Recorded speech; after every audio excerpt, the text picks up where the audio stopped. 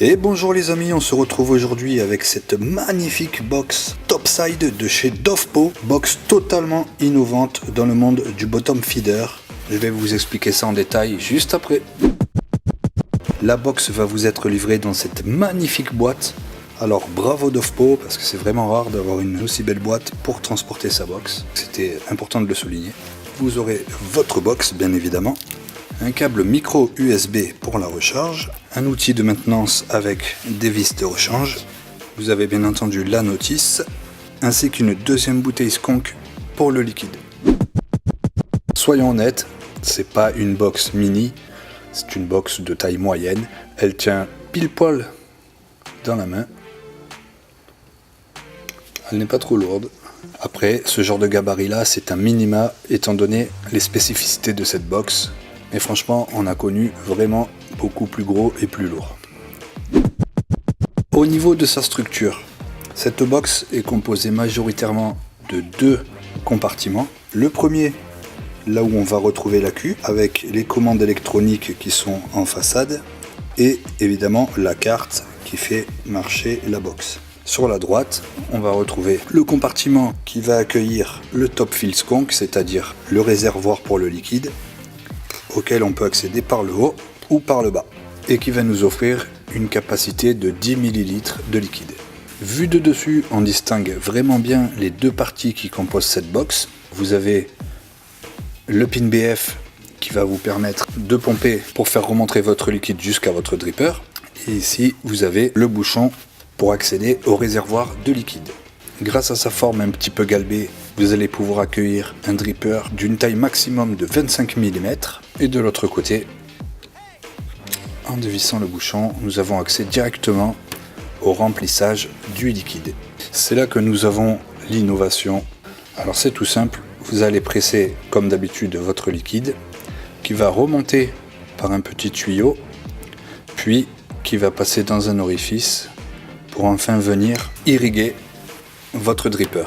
On a en quelque sorte, comme sur les atomiseurs ou clairomiseurs récents, la possibilité de remplir directement par le haut sans avoir à chaque fois à démonter tout le système pour remplir. C'est vraiment très pratique, donc bravo Dovpo.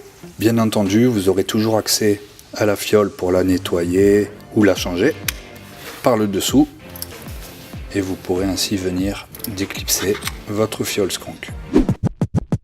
Voici donc comment elle se présente.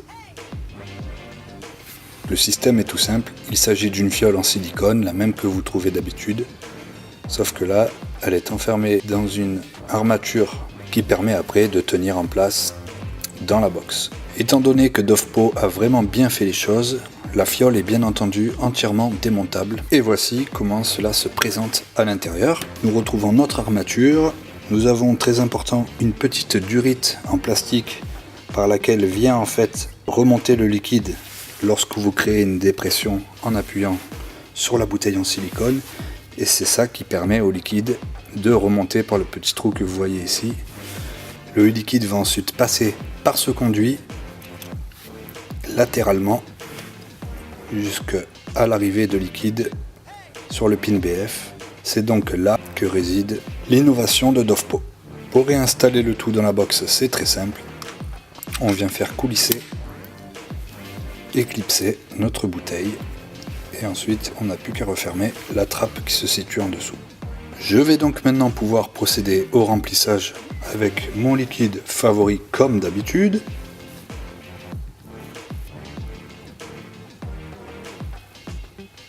On vient ensuite refermer notre bouchon pour l'étanchéité. Il va nous suffire ensuite de venir skunker, donc de pomper le liquide en appuyant sur notre petite bouteille en silicone. Et ici, on peut voir le liquide qui remonte lorsque je skunk. Donc tout est ok. On va pouvoir installer un dripper avec un pin BF bien entendu. Je viens donc visser mon dripper sur la box. Ça nous fait quand même un super joli système avec des petits projets assortis à la box.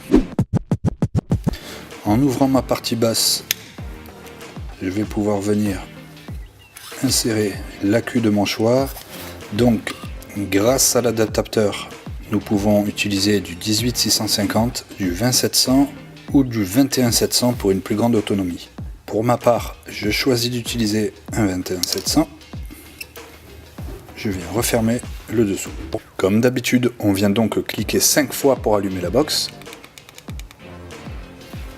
C'est instantané, c'est parfait. Voici comment se présente l'écran. Vous avez donc les témoins de batterie, le mode qui est utilisé, la puissance, les ampères qui sont utilisés, le voltage et la valeur de votre résistance. Ce qu'il faut retenir aussi, c'est que cette box peut s'utiliser entre 5 et 90 watts, donc vous avez une plage de puissance qui est vraiment large, et qu'elle accepte les résistances entre 0,08 ohms et 3,5 ohms.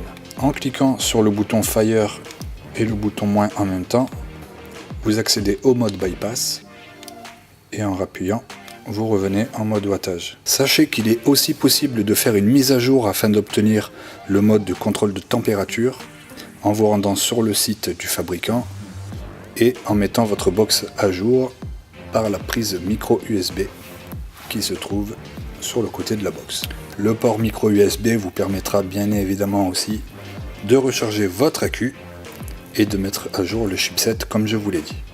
Je vais régler ma box sur 40 watts pour commencer par exemple et je vais pouvoir passer au test de la vape.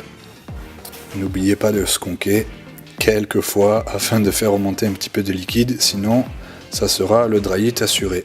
C'est parti pour la dégustation.